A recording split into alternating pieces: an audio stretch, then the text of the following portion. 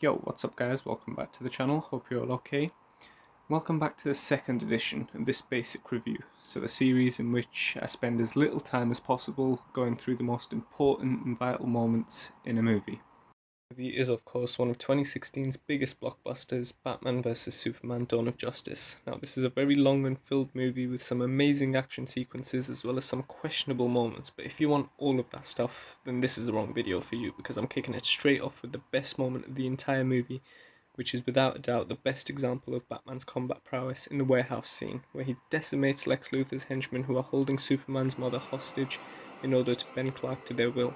Batman has other ideas though, because when he enters the warehouse, which by the way is one of, if not the best entrances to a fight lifted straight from the comic book panel,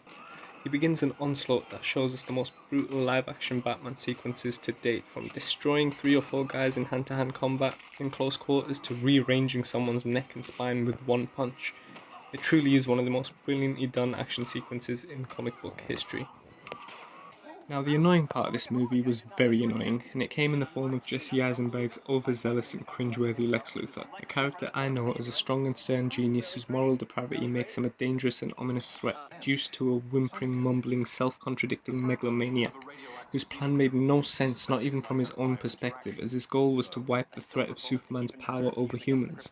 But he did that by making another being who was not only more powerful than the one he wanted to destroy, but very clearly not a solution to his problem, because the monster that Lex does create would have killed him seconds after being born, if not for Superman's lightning-fast reflexes, and went on to do millions and, if not billions of dollars worth of damage just moments after his creations. And that's all I'm going to say on this Lex Luthor, because that enough should show you that this villain and this plan was just not good at all. I need a much longer video to properly complain about this, but I'm going to leave it there. The saddest part of this movie was hard to pick out, because it's hard to be emotional over something you've seen multiple times on screen, Bruce's mum and dad. So the only other moment we're left with that we can actually draw sad emotions from was of course the death of Superman. Though it wasn't the most gut-wrenching moment because of how predictable it was, it still was sad to see the most iconic superhero die in only his second appearance in this particular franchise, especially because Man of Steel is my favourite live-action DC movie, and because Henry Cavill is one of my favourite portrayals ever. I mean, he was literally born to play Superman. Look at him. So yeah, that's the only reason I'm going to put that in as the saddest moment, because other than that, it's not really something that drew that much of a sad reaction from me.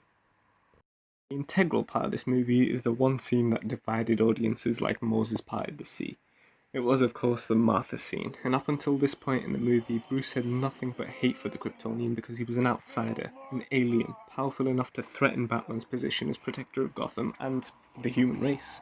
So it's understandable why the Vigilante wanted to do the right thing and remove this superhuman before he became a threat.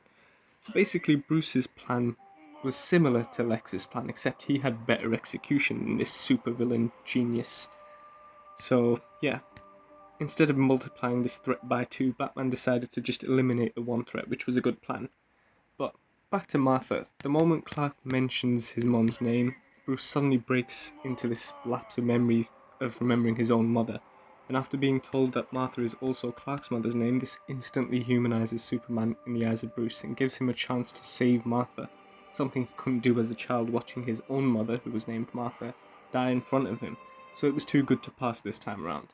I have to admit I was thrown off by this scene when I first watched the movie, but on further reflection and truly understanding it, I have to admit it was in fact a good moment and the most integral part of the movie.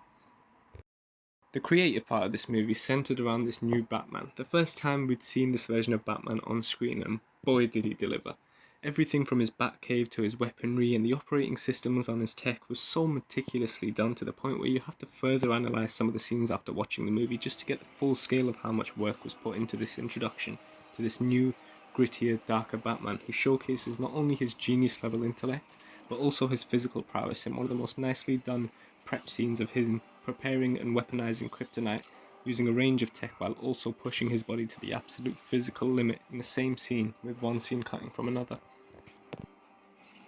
And that's a wrap on our second basic review, so as always leave a like and I'll see you for the next one.